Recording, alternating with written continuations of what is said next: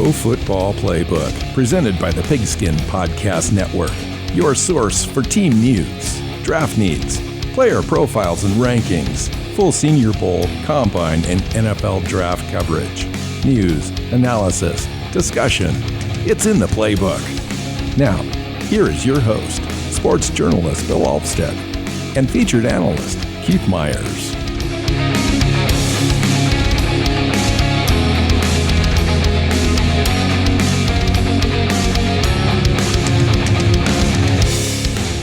Hey, football fans. Welcome into the Pro Football Playbook Podcast. I'm your host, Bill Alvstad, sitting down with Keith Myers.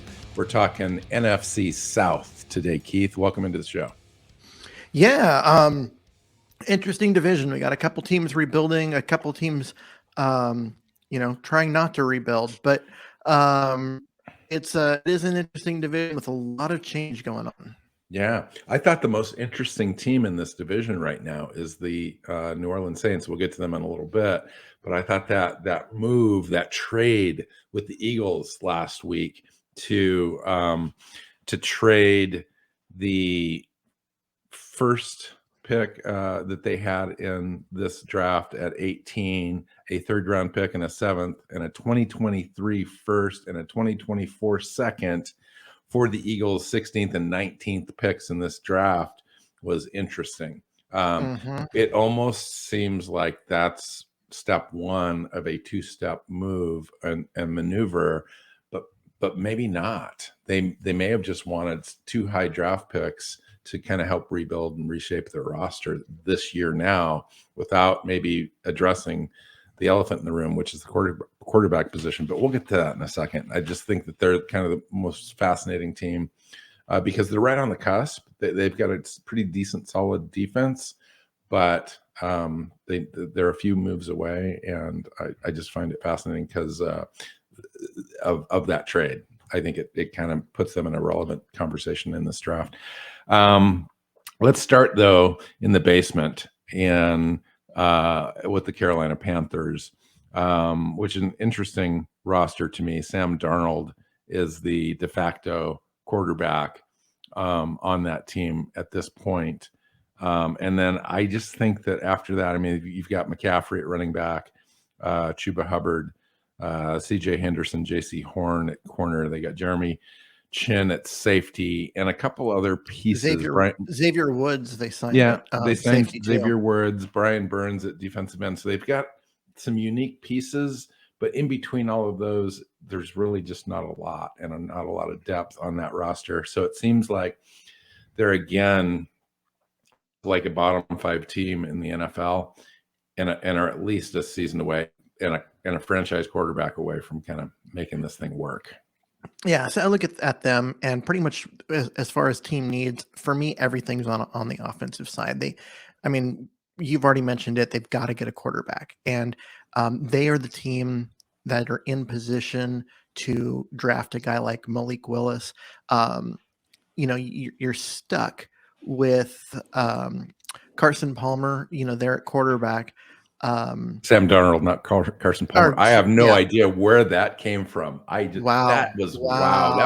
That was a 10-year gap. Where did that come from? I don't know. I'm sitting here as I'm talking, like looking through notes and at different things just to make sure that I'm ahead of myself, and just that came out. But yeah, I would love to go down that road, that conversation, like where that part came from, because that's probably more interesting than anything else we've got in this show out of this division. I doubt that. Anyway, I like this division. Anyway, Sam, they're on the hook for $18 million guaranteed to Sam Darnold this year. He's not going anywhere, and no one will trade for that contract. And that was that was because of the 5th-year option that they picked up. Yes. So, and my question to you, though, is they're sitting at 6 in this draft overall, but then they don't pick until the 4th round, 137. They got this huge gap, and they're not ready to win, and they need a lot of stuff. It seems like they might be the team in the top 10 that people are targeting to move up to and have them drop back and pick up additional picks, especially if they're not thinking that Malik Willis is their guy. See, and he was the guy I was bringing up because since you've got I almost did it again because now I was just thinking about Carson Palmer. You've got Sam Darnold. You got Sam Darnold sitting there, and he can't leave. I mean, you're stuck with him. So drafting a project like Malik Willis means that he can take his time to develop as needed. You're not going to have to rush him out there. That's right. And so if they like him, he's probably, that's probably his best fit and their best fit. But you're right about not having anything after that, because once you draft your quarterback, who's blocking for them and who's going to be catching passes? Because they need at least 2 offensive linemen, one of the guards and one of the tackles. Yep. Center wouldn't hurt either. And they need wide receivers. They've got one that's any good. And so, yeah, I mean, drafting your quarterback of the future is great. If you can do it, you always want to do it, but they need everything else on offense. Yeah, so. That's where I think that they're at least a season away, and they're going to finish bottom 5. So it seems likely if they could move back from 6 and pick up a first round pick in 2023, in addition to maybe a little bit of draft capital in this draft, that would be kind of the ideal thing for them to do. So they would be in a position next year to kind of get up to the top and continue to build out the roster, because it's just not ready. It's not ready for Malik Willis, I don't think. Like, there would be Malik Willis, but like you said, there's nothing there. There's nothing around that to kind of build around. I think that's why Sam Darnold would kind of sit there all year, take the abuse, and Malik Willis would learn and come in ready next year if that's the way they decided to go. But I'm just not sure.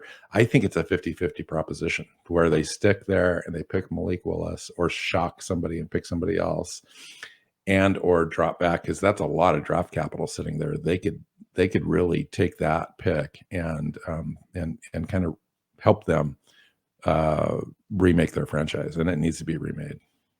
Yeah. All right. Atlanta Falcons. This is an interesting team. Yeah, they got rid of their quarterback that's been around forever, and they picked up Mariota shortly after that. And nobody seems to think that they're sticking with Mariota. They may stick with Mariota in the same respect that they don't really have a roster that's going to take them anywhere this year. Maybe they let Mariota take that, and next year address the quarterback. It seems like we're saying this about half a dozen franchises, and we literally are this year, where teams are just kind of waiting for that 2023 draft class to come along. Yeah, I mean, especially like this team there. I mean, it's going to struggle. This is a team that's going to struggle, and not having your franchise quarterback and going with a 29-year-old journeyman guy who's been a backup the last couple of years is probably not going to do much to improve your offense. But they need left guard, they need a right tackle, they need at least 2 wide receivers to go. Yeah, because Calvin Ridley suspended for the year. Yeah. Yeah. And then you look at on their defense, they have needed at least a pass rusher every year for the last decade.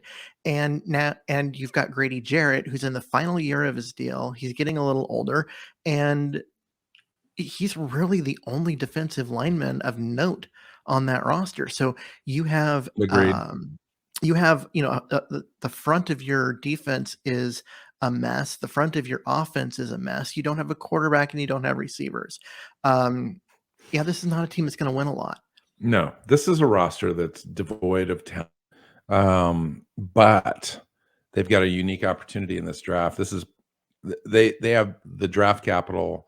That is one of my favorite draft capital teams heading into this draft, as far as being in position to kind of help them address some of that. They've got the 8th pick, and then they pick at 43, 58, 74, 82, and 114. So there's 6 picks in the top 114. They could, in fact, take, one or two of those second rounders drop back a little bit and pick up additional draft capital. So I think they can really help themselves this year, but that's not going to help them win games this year. I think it's going to help them long term, help build some of that talent deficiency and depth that they need on that team to go long term. But they're going to do it without a long term situation at quarterback now. You mentioned the wide receivers. I think they need a running back as well. The interior offensive line completely sucks for them. They need some help at edge. It's just one of those things where I don't think that they can go wrong, and the draft is best player available when they do it. Yeah, I mean they going best player available at every pick they've got is what they need to do, because any position that they pick is someone who can come in and start.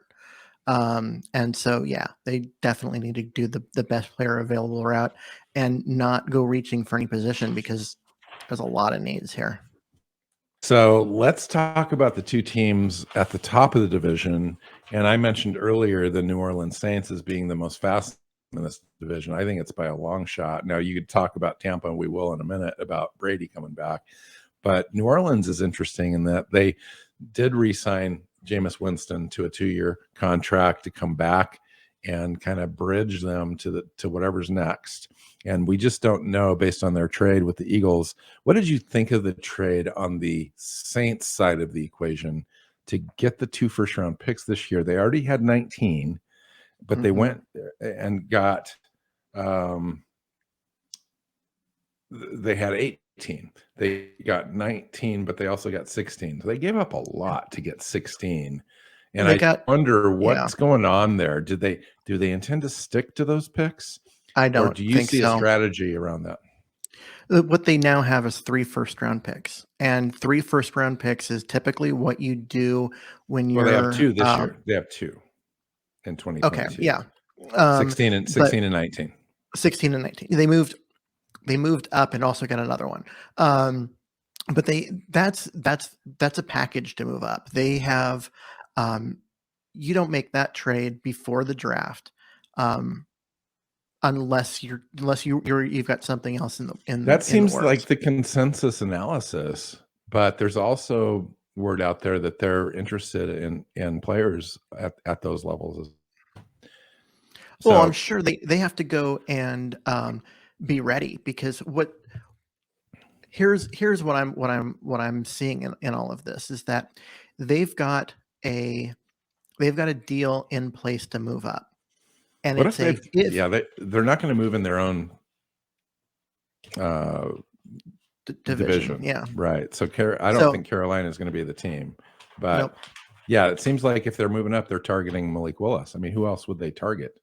I don't know. But I know that you make that trade because you've got another trade lined up, and the reason why it hasn't gone through yet is because it's not for the top overall pick, and you never know what other teams are going to do.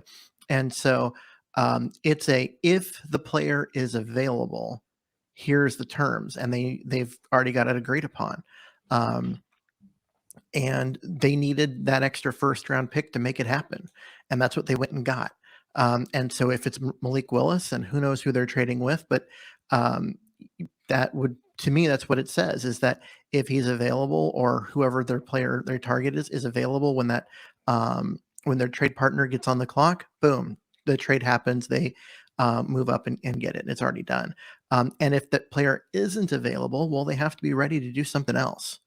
And that's why you see them scouting a lot of players that are going to be players taken in the teens, because they have to be prepared for that eventuality, that this whole thing doesn't work out. So if you take a look at all of their offseason meetings so far with draft prospects, they've met with every single quarterback coming up in this draft in the top 6 or 7 guys. And it's pretty obvious what they're trying to do, but at the same time, that might not be there. Do you think it's possible that they might be targeting a left tackle? They lost Teron Armstead in free agency. They're empty there now. They've got a guy in James Hurst. is projected to start at left tackle. He did a little bit of that last year. He did okay, but he's not their premier guy. No. There could be a guy like a left tackle. I don't know. Yeah, it's possible. I think that that premier left tackle doesn't mean much. Doesn't mean as much if you don't have your quarterback. And the fact that they've met with every quarterback, I think, is telling that they recognize the need. That Jameis Winston, backed up by Andy Dalton, is not a group that's going to go get you a bunch of wins, and you have to be ready to do something else. And so I really think. Rumor has it that Kenny Pickett's the guy that they're looking at. They don't know that they want to go clear up and get Malik Willis. He may go as early as 2 overall. They think that he might go the last place that he might go and get past would be the Panthers. And they've met with Kenny Pickett 3 times, 3 different occasions. Yep. That would make a lot of sense. So Kenny Pickett, quarterback out of Pitt, is a guy whose tape's good, but does not play well in the rain. Small hands, struggles with holding onto the ball, and fumbles a lot and all that kind of stuff. But it really needs to be on a dome team in a South Conference where he's going to be playing in nice weather. And the Saints would be a perfect fit. The Saints would be a perfect fit for him, where you're going to get the most out of him. And if you can get him in, let's say, the 9th pick with Seattle would be a good place to trade up if you're going to trade up and get him. Makes a lot of sense for Seattle too to trade back. To trade back and get 2 first-round picks out of it. So, yeah, I mean that would be a good spot. You can go up, trade up to 9, get that. Yeah, or one of those, and some formula there, right? Yep. And so to do it that way, to go get Kenny Pickett, that gets, and again, they've got Winston and Dalton both signed this year to be their starter and their backup. You don't need to rush anyone onto the field just because you drafted them in the first round this year. You can take your time, develop them properly, and then get them out there on the field when they're ready. If you're Seattle, do you race to that phone and take that deal if the Saints gave them 2 first-round picks for 9? Oh, yeah. They give them 16 and 19. I mean, that's a lot of compensation. That's usually a lot of movement. 16 all the way up to 9. That's 7. That's a huge jump in the first round. Yes. And it's probably not that far off of value. When you take a look at the trade charts, I would think it's a little rich, but it's going to get rich to get in the top 10. Well, a lot of times when you see, if you see a team that drops back from, let's say they drop back from, in that same range from 9 to 16, they will do it in 2 steps, and they'll get a 2nd round pick for the first step and a 3rd round pick for the second one, or they'll get a 3rd and a 4th for the first step and then a 3rd round pick for the other one, that kind of thing. And so you end up with a bunch of middle picks. But if you can do it all and get 2 number 1s, and you're Seattle, you got to do that, because this Seattle roster is currently terrible, and you don't need a top 10 guy. You need multiple starters. You need 5 or 6 top 100 picks overall is what you need. Yeah. And so being able to, trade down there, turn your 1 first-round pick into 2, then maybe turn around and trade 18 down into 20 or 22, somewhere in that range, and pick up some additional picks in the 3rd, 4th round. Yeah, I mean, you're looking at a situation where it would make a lot of sense to make that move if you're Seattle, and really add a lot of new young players to your roster rather than just 1 at 9. So I do think that draft day for the Saints is going to be interesting, and you may see activity prior to their pick with the Saints moving up. And absolutely. I just think that that's going to be definitely one of the things to watch on Thursday night, opening night of the draft, just a couple weeks away. Mm-hmm. All right, Tampa Bay. So talk about a team that threw a wrench into things. They were ready to move on from Tom Brady. Tom Brady announced his retirement like 5 weeks later. He unretires, threw the whole wrench into their situation because they didn't know really at that point what they were going to do at quarterback right before free agency started. And And yeah, so that kind of changed things for everybody, really. Everyone was ready to move on from Tom Brady and let another team have a chance, so to speak. But here he's back. Also, Bruce Arians retired. Todd Bowles is their head coach now. They didn't do a heck of a lot in free agency. What do you think so far of their off-season moves, and what do you think they're going to be positioned to do in the draft? They have 3 picks in the top 100. Well, I mean, you're right. Tom Brady completely changed their offseason, because without Brady, they are a team that's rebuilding. And right now, you'd probably see Jason Pierre-Paul and Ndamukong Suh both gone off that roster. And But they're both gone for now. They haven't re-signed. yeah, but they're guys that I could see them bringing back because they kind of need bodies. Yeah, right. And so you're looking at, I mean, they added on the offensive line. They brought back Ryan Jensen. They signed Shaq Mason. So the offensive line's good. Wide receiver, I mean, you've got Chris Godwin. You've got some work there, although it would be nice for them to add another one. I mean, Mike Evans is there as well. So you've got some stuff that you can work around. But they really took the rebuild that was going to happen and they pushed it back a year because of Tom Brady. And of course, if he comes back, you have a chance to compete for a Super Bowl. You have to push that rebuild back a year. And so now what do you need? Well, this is a team that's on defense really struggled down the stretch. They looked old. They looked kind of slow. And so that's what they need to focus on. They need cornerback. They need defensive line, like defensive tackle, and they need pass rushers. I think overall, that is the most important thing that they could go do in terms of trying to make sure that they get they're in a position to win at the end of the year, is to use their top 3 picks to nail down those 3 positions and really improve that defense, so Brady and the offense don't have to go out and score 40 points a game to try and win. I agree. I think that if anything on offense that they need to do, they could probably use an additional guard. They did bring in Shaq Mason with a little trade with, I think, a 5th round pick or something like that with New England, because Alex Kappa left. So they kind of replaced that player for player, which is great, but I think they need a little depth there. And then OJ Howard left in free agency, and then Gronkowski isn't signed yet. So they could probably look at a tight end in this draft on the offensive side. And then you mentioned defensive tackle. Sue's sitting out there still, but I think they want to get younger, cheaper at that position. And they could do that in this draft with picks 127 overall, 260 overall, 2nd round 60, and then 3rd round 91. I think there's an opportunity there because this is a great draft to get help at those position groups. And so they're set up pretty well to do that.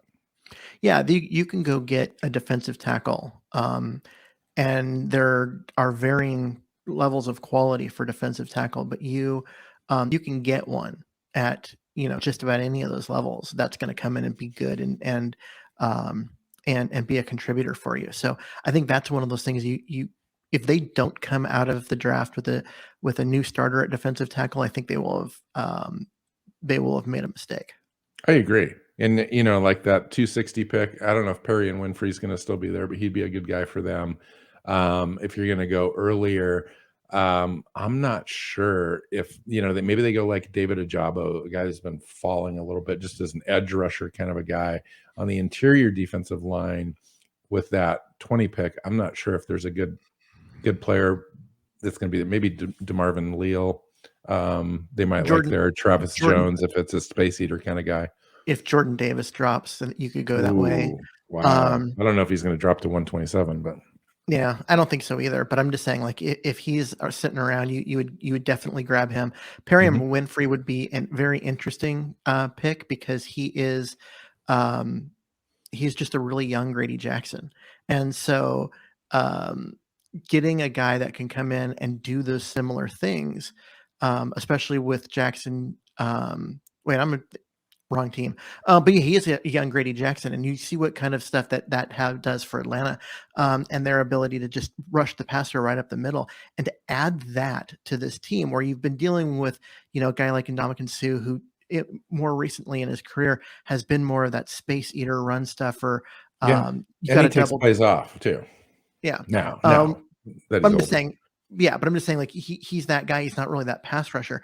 But to come in to get a true pass rusher on the interior could really change, the dynamic of that defense, where they can get I to the agree. quarterback a lot more efficiently by adding that to their defense. Yeah, this is one of these teams to watch for teams in the second round wanting to trade up and get a quarterback. Now, it doesn't mean Tampa might not pick a quarterback. I don't think that they will behind Tom Brady. Maybe they want to groom somebody in the next year. That's entirely possible, but it's also, they're at 127. If a team wants to move back into the first round, this is a team that they might have on speed dial to do that with. Because I think Tampa Bay could probably use the extra draft capital, and somebody else is getting a fifth-year option to come up and grab one of those quarterbacks. So, yeah, those last 5 picks in the first round are more valuable now than they were, a few years ago, because teams that didn't want to do quarterback in the top of the first round because they didn't like the quarterbacks that were there or whatever, now will want to move up into those last couple of picks of the first round to get that fifth-year option. Because if you wait until the second round to draft the player, you've only got them under contract for 4 years. Whereas if you can move up those, few spaces you need to get back into round one, now you get that fifth year, and it's absolutely worth it for a quarterback. Yeah, absolutely. Yeah. Okay. So what do you think? Do you think Tampa Bay is in control of this division still this year? Or do you think the New Orleans Saints can come up, even if Jameis Winston is their quarterback? I think that I think Tampa's just the better team, and they're positioned to address the defensive needs that they've got and be ready to come out and compete for a Super Bowl in the NFC, a much diminished NFC, I should add. And that might be why Tom Brady decided to come back. He saw the movement out of the NFC by these players and the AFC. Well, and if the scuttlebutt that's out there is correct too, that getting Bruce Arians to retire and not be the head coach went a long way towards getting Brady to come back as well. So, which is interesting. Yeah. Yeah. So what did go on there? What did go on with that Antonio Brown thing, the Bruce Arians thing, the Tom Brady thing? Do you think it was all connected, or do you think these are unrelated things? Bruce Arians was going to be kind of looking at making an exit at some point anyway. Well, so according to the official word is that Bruce Arians wanted to retire, but when Tom Brady announced his, he goes, okay, I can't leave this year because I'm not going to leave the team without a quarterback or a head coach. Just wanting to make sure that he hands off the franchise to the next person, with a chance to do well. And so that's why he didn't. And then when Brady came back, he goes, okay, now I can retire. That's the official word. That is not what most people that are around the league are saying. They're saying that it was a situation where, Brady was like, I'll come back, but I don't want to deal with Bruce Arians anymore. And so they asked Arians to basically to retire, to step down as head coach and move into the front office, and turn the team over to Bowles, so that way Brady would come back, because they believe they had a chance to compete for a Super Bowl this year. And without Brady, they don't. They're a team that needs to rebuild. But with Brady, they're a Super Bowl contender. And so the opportunity to do that, and especially when you got a 69-year-old head coach who's already retired once, it's probably not long for the league anyway. Go ahead and make that move now and try and get yourself another Super Bowl. Yeah, that makes sense. All right, let's get out of here. Next time, we are going to start our focus on the AFC teams. We're going to go around that horn as quickly as possible because we are just 2 weeks away. We're going to try to fit in another mock draft before the draft as well. And then we'll have a couple of shows, I think, during the draft as well. Keith's going to be here with me during the draft, so we'll be able to record together for those. So that'll be a lot of fun. So please join us. So you can find Keith on Twitter at Myers NFL. I'm at Alvstad NFL. The show is PF_Playbook, and you can find us on your favorite podcast platforms and YouTube. So please subscribe and share with your friends and family. Until next time, take care.